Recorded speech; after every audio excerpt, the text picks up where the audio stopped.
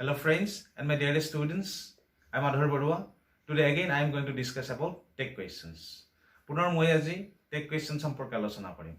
সেইদিনাখন আমি tech question সম্পৰ্কে আলোচনা কৰিছিলোঁ, তথাপিও কেইটামান নিয়ম আমাৰ ৰৈ গৈছে আৰু সেই বাকি যিখিনি ৰিমেইনিং ৰুলছ আছিল আমাৰ বাকি যিকেইটা নিয়ম সম্পৰ্কে আমি আলোচনা কৰা নাছিলোঁ সেই নিয়ম সম্পৰ্কে আজি আলোচনা কৰিম। এতিয়া বৰ্ডত মই গোটেই কথাখিনি লিখিছোঁ। আজিৰ টপিকটো হ'ল টেক কুৱেশ্যনছ অৰ কুৱেশ্যনছ টেগ। এই নিয়ম সম্পৰ্কে আমি আলোচনা কৰোঁ, এইটো খুব important. Semi negative words like little, few, hardly, scarcely, rarely, seldom are treated as negatives and take a positive tag. কিছুমান আমি এনেকুৱা শব্দ পাম যিবিলাক শব্দ কি বুলি কোৱা হয় সেমি নেগেটিভ।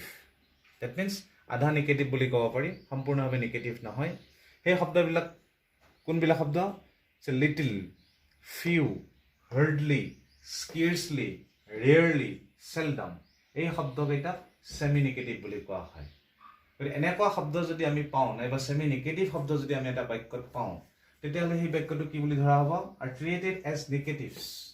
তেতিয়া সেই বাক্যটোক নেগেটিভ বুলি ধৰা হ'ব টেক কুৱেশ্যনছৰ ক্ষেত্ৰত নাইবা কুৱেশ্যনছ টেগৰ ক্ষেত্ৰত। আৰু যদি নেগেটিভ বুলি ধৰি লোৱা হয় বাক্যটোক, তেতিয়াহ'লে যিটো টেগটো আমাৰ কি হ'ব? পজিটিভ হ'ব। এতিয়া মই দুটা উদাহৰণ ইয়াতে লিখিছোঁ। আই হেভ ৰিটেন টু এক্সাম্পলছ। আৰু এই দুটা উদাহৰণ যেতিয়া আমি চাম তেতিয়া গোটেই কথাখিনি ক্লিয়াৰ হ'ব। ফাৰ্ষ্ট এক্সাম্পলটো হ'ল few people knew the answer. Few people knew the answer. Few, গতিকে আল্টিমেটলি এই বাক্যটো আমাৰ কি হৈ গ'ল? Semi negative. গতিকে টেগৰ ক্ষেত্ৰত আমি কি কৰিব নোৱাৰোঁ? নেগেটিভ টেগ আমি ল'ব নোৱাৰোঁ। সেইকাৰণে আমি কি লিখিছোঁ? Did they. ইয়াত আমি নট ব্যৱহাৰ কৰিব নোৱাৰোঁ। ডিডন্ট ইয়াত আমি ব্যৱহাৰ কৰিব নোৱাৰোঁ। এইটো কি হ'ব? পজিটিভ টেগ হ'ব ডিড দে। ঠিক তেনেদৰে little progress has been made. Has it, ইয়াতো আমাৰ লিটিল শব্দটো আছে। আল্টিমেটলি বাক্যটো আমাৰ কি হৈ গ'ল? নেগেটিভ হৈ গ'ল। আমাৰ নেগেটিভ হিচাপত আমি ধৰিব লগা হ'ল, যিহেতু লিটিলটো আমাৰ কি? Semi negative word. কিন্তু এনচাৰটো কি হ'ব? Has it. হেজ আমি এইকাৰণে লিখিছোঁ, অলৰেডি বাক্যটোত আমাৰ হেজ অক্সিলাৰী ভাৰ্বটো আছে। আৰু ইয়াত আমি ডিড কিহৰ কাৰণে লিখিছিলোঁ? Few people knew the answer. বাক্যটো চিম্পল পাষ্ট টেন্সত আছিল। গতিকে চিম্পল পাষ্ট টেন্সৰ বাক্য এটাক যেতিয়া আমি টেক কুৱেশ্যনছ কৰিম, তেতিয়াহ'লে আমি কি কৰিব লাগিব? এই ডিড অক্সিলাৰী ভাৰ্বৰ সহায় ল'ব লাগিব। কাৰণ এই বাক্যটোত বেলেগ অক্সিলাৰী ভাৰ্ব নাই, যিহেতু বাক্যটো চিম্পল পাষ্ট টেন্সত আছে নাইবা পাষ্ট ইনডিফিনিট টেন্সত আছে। গতিকে ডিড অক্সিলাৰী ভাৰ্বৰ আমি সহায় ল'ব লাগিব আৰু সেইকাৰণে আমি লিখিছিলোঁ did they. The next rule, এইটোৱে ইম্পৰ্টেণ্ট। গতিকে মই অলপ আগতে ক'লোঁ কিছুমান এনেকুৱা শব্দ আছে লিটিল, ফিউ, হাৰ্ডলি, এনেকুৱা শব্দবিলাক আমি কি বুলি কওঁ? Semi negative. কিন্তু কিছুমানৰ এনেকুৱা শব্দ আছে যে ফিউৰ আগত এ থাকিব পাৰে, লিটিলৰ আগত এ থাকিব পাৰে। যদি এ ফিউ হয়, এ লিটিল হয়, তেতিয়া আৰু সেই শব্দবিলাকক আমি কি বুলি ক'ব নোৱাৰোঁ, নাইবা সেই বাক্যটোক আমি সেমি নেগেটিভ বুলি ক'ব নোৱাৰোঁ, নাইবা সেই শব্দবিলাককো আমি সেমি নেগেটিভ বুলি ক'ব নোৱাৰোঁ। সেই নিয়মটো সম্পৰ্কে এতিয়া আমি চাওঁ। But a few and little are positive. অলপতে কথাটো ক'লোঁ, ফিউৰ আগত যদি এ ব্যৱহাৰ হয়, লিটিলৰ আগত যদি এ ব্যৱহাৰ হয়, তেতিয়াহ'লে এই শব্দবিলাক আমি কি বুলি ক'ম? পজিটিভ বুলি ক'ম। গতিকে বাক্যটোকো কি বুলি ধৰা হ'ব?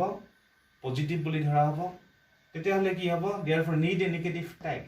টেক কুৱেশ্যনছ কৰাৰ ক্ষেত্ৰত নেগেটিভ টেগ আমি ব্যৱহাৰ কৰিব লাগিব। ডেট মিনছ আমি নট ব্যৱহাৰ কৰিব লাগিব অক্সিলাৰী ভাৰ্বৰ লগত।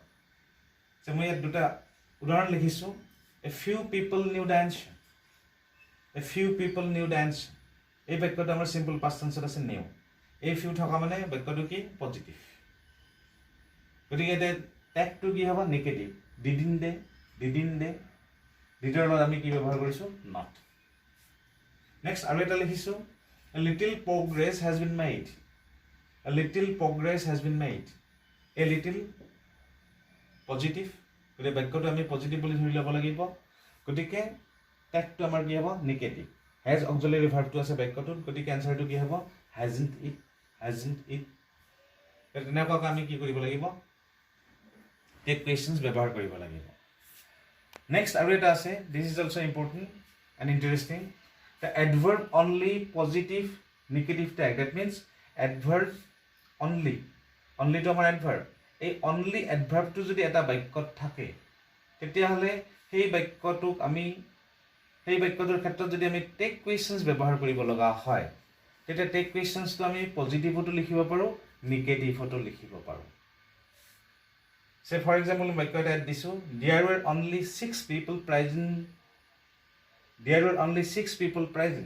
গতিকে এই বাক্যটোত আমাৰ কি আছে অনলি এই এডভাৰ্বটো আছে যেহেতু এই এডভাৰ্বটো আছে গতিকে টেগৰ ক্ষেত্ৰত আমি পজিটিভো লিখিব পাৰোঁ নিগেটিভো লিখিব পাৰোঁ were there তেনেকৈ লিখিব পাৰোঁ নাইবা weren't there আমি ইয়াতে নটো ব্যৱহাৰ কৰিব পাৰোঁ নাইবা নিগেটিভ টেগ আমি ব্যৱহাৰ কৰিব পাৰোঁ কিন্তু ইউজুৱেলি সাধাৰণতে কি কৰা হয় পজিটিভ টেগটো বেছিকৈ ব্যৱহাৰ কৰা হয় গতিকে কোনোবা ছাত্ৰ ছাত্ৰীয়ে যদি নিগেটিভ টেগো ব্যৱহাৰ কৰে তথাপি বাক্যটো আমাৰ শুদ্ধ এইবাৰ আমি আন এটা নিয়ম সম্পৰ্কে আলোচনা কৰিম সেই নিয়মটো হ'ল যদি বাক্যটো কি হয় ইম্পাৰেটিভ সেন্টেন্স হয় নাইবা বাক্যটোৱে যদি সিম্পল ৰিকুৱেষ্ট বুজায় অনুৰোধ কৰা বুজায় তেতিয়াহ'লে অকল আমি কি ব্যৱহাৰ কৰিব লাগিব উইল ইউ ইয়াত নটৰ কথাহে নপৰে will you so for example pass me the newspaper will you give me a cup of tea will you অকল আমি will you ব্যৱহাৰ কৰিলে হ'ল যদি সিম্পল ৰিকুৱেষ্ট বুজায় নাইবা বাক্যটো যদি সাধাৰণতে কি হয় ইম্পাৰেটিভ সেন্টেন্স হয়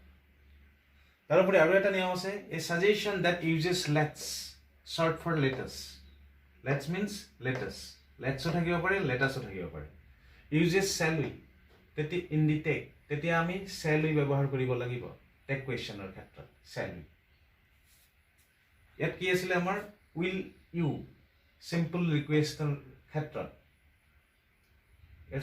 যেটো ইউ টু ইউ থাকিব এইটো বেলেগ সলনি নহয় ঠিক তেনেদৰে লেটছ যদি থাকে নাইবা লেটেষ্ট যদি বাক্য এটা আৰম্ভ হয় তেতিয়া কি হ'ব shall we ইয়াত আমি উই লিখিব লাগিব for example let's have a game of cricket এই বাক্যটো কি আছে let's দি বাক্যটো আৰম্ভ হৈছে নাইবা লেটেষ্ট দি বাক্যটো আৰম্ভ হৈছে গতিকে let's have a game of cricket তেতিয়া আমি কি লিখিব লাগিব shall we এইটো পাৰ্মানেণ্ট shall we বাদে আমি বেলেগ লিখিব নোৱাৰো নাইবা বেলেগ লিখাৰ প্ৰয়োজন নাই নেক্সট নিয়মটো আমি আৰম্ভ কৰিছো আলোচনা কৰিবলৈ although everybody and everyone are singular for the purpose of the tag they are usually treated as plural and referred to by they et ki koa hoise everybody and everyone ei শব্দ দুটা সাধাৰণতে বাক্যত কি বুলি ধৰি লোৱা হয় আৰু সিঙ্গুলাৰ একবচন হিচাপত ধৰি লোৱা হয় নাইবা সিঙ্গুলাৰ হিচাপত ধৰি লোৱা হয় for the purposes of the tag they are usually treated as plural কিন্তু টেক কুৱেশ্যনৰ ক্ষেত্ৰত everybody আৰু everyone কি বুলি ধৰি লোৱা হয় plural very interesting and referred to by they যেহেতু আমি everybody আৰু everyone আমি plural বুলি ধৰি লম নাইবা plural বুলি ধৰি ল'ব লগা হয় টেক কুৱেশ্যনৰ ক্ষেত্ৰত টেক কুৱেশ্যন কৰোঁতে আমি কি ব্যৱহাৰ কৰিব লাগিব instead of everybody or everyone we have to use they everybody নাইবা everyone ক্ষেত্ৰত নাইবা সলনি আমি they ব্যৱহাৰ কৰিব লাগিব আমি দুটা এক্সাম্পল লিখিছো তেতিয়া গোটেই কথাখিনি ক্লিয়াৰ হ'ব everybody can't come in first can they everybody can't come in first can they ইয়াত আমি কি ব্যৱহাৰ কৰিছো they ব্যৱহাৰ কৰিছো that means everybody ৰ সলনি আমি কি ব্যৱহাৰ কৰিছো they plural আমি ব্যৱহাৰ কৰিব লগা হৈছে সাবজেক্ট ঠিক তেনেদৰে everyone shared widely এই বাক্যটো সিম্পল পাস্ট টেন্সত আছে সেই কাৰণে did ব্যৱহাৰ কৰা হৈছে গতিকে didn't they বাক্যটো এফাৰ্মেটিভ হৈ আছে সেই কাৰণে আমি not ব্যৱহাৰ কৰিব লগা হৈছে গতিকে didn't they এটো আমি কি ব্যৱহাৰ কৰিছো they ব্যৱহাৰ কৰিছো everyone ৰ সলনি গতিকে ছাত্ৰ ছাত্ৰীবিলাকে এই কথাখিনি মনত ৰাখিলে হ'ল everybody নাইবা everyone are treated as plural in case of take questions গতিকে মোৰ বিশ্বাস ছাত্ৰ ছাত্ৰীবিলাকে ভিউয়াৰ্স বিলাকে খুব ধুনীয়াকৈ টেক কুৱেশ্যনছটো বুজি পাইছে আৰু মনত ৰখা উচিত গোটেই নিয়মখিনি তেতিয়াহ'লে টেক কুৱেশ্যনছ যদি কৰিব লগা হয় তেতিয়া খেলিমেলি নহ'ব আৰু যেতিয়া আমি ইংৰাজী come in case of conversation or spoken English usually tag questions are used যেতিয়া আমি ইংৰাজীত কথা পাতিব লগা হয় তেতিয়াহ'লে টেক কুৱেশ্যনছবিলাক ব্যৱহাৰ হয় সঘনাই ব্যৱহাৰ হয় আৰু যেতিয়া আমি ব্যৱহাৰ কৰিম তেতিয়া সেন্টেন্সবিলাক যথেষ্ট পৰিমাণে কি হয় এট্ৰাক্টিভ হয় গতিকে মোৰ বিশ্বাস ছাত্ৰ ছাত্ৰীবিলাকে খুব ধুনীয়াকৈ বুজি পাইছে আৰু যদি কিবা ডাউট আছে নাইবা কিবা যদি খোকোজা আছে মোক কমেণ্ট কৰিলেই হ'ল and I will try to reply so' প্ৰত্যেকে মনোযোগ দিয়াৰ কাৰণে আৰু ইমান দিন মই বহুত আপডেট দি আছোঁ ক্লাছবিলাক ধুনীয়াকৈ প্ৰত্যেকে চাই আছে কেইজনমানে মন্তব্যও দি আছে কমেণ্ট দি আছে গতিকে সকলোকে মই ধন্যবাদ জনাইছোঁ আৰু আজি মই ইয়াতে সামৰণি মাৰিছোঁ